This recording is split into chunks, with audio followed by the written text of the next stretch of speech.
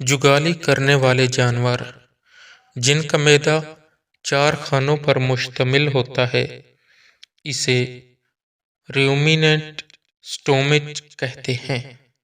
معدے کے ہر کھانے کا خوراک ہضم کرنے سے لے کر دودھ بنانے تک الگ الگ فنکشن ہوتا ہے۔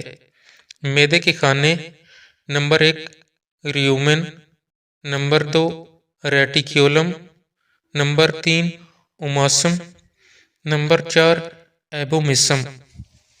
Number 1 rumen. معدے کے اس پہلے کھانے کا مقصد کھائی گئی خوراک میں خمیر پیدا کر کے خوراک کے ریشوں کو بیکٹیریا کی مدد سے توڑ پھوڑ کر کے قابل ہضم خوراک میں تبدیل کرنا اور خوراک کو پانی کے ساتھ ملانا ہے۔ اس کے بعد خوراک معدے کے دوسرے کھانے کی طرف چلی جاتی ہے۔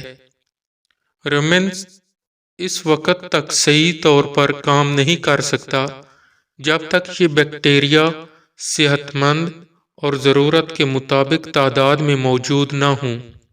یہ تعداد 1 ارب سے لے کر 10 ارب جانور کی صحت کے مطابق موجود ہونی ضروری ہے۔ ریٹیکیولم۔ اس دوسرے کھانے کا مقصد خوراک کے کچھ حصے کو واپس منہ میں جگالی کے لیے لے کر آنا ہے۔ یہ خوراک کا وہ حصہ ہوتا ہے جس کی توڑ پھوڑ معدے کے پہلے حصے میں ہو چکی ہوتی ہے۔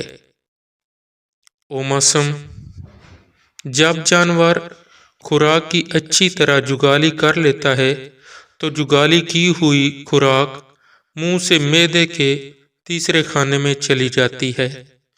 یہ کھانا پتیوں کی طرح کے ٹشوز سے بنا ہوتا ہے جو ایک طرح سے فلٹریشن پلانٹ کا کام کرتا ہے اور جانور کے لیے خوراک میں سے پانی کو جذب کرتا ہے۔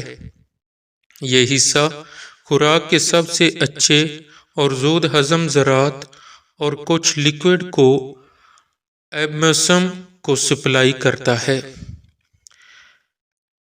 ایبومیسم معدے کا یہ چوتھا حصہ انسانوں کے معدہ کی طرح کام کرتا ہے۔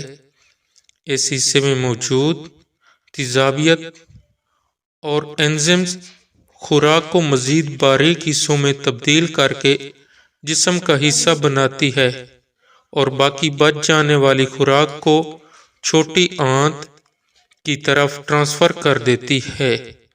اس سارے پروسیس کے بعد چھوٹی آنت خوراک میں سے ضروری نیوٹرینٹس حاصل کر کے جسم میں موجود خون کی گردش کے عمل میں شامل کر دیتی ہے۔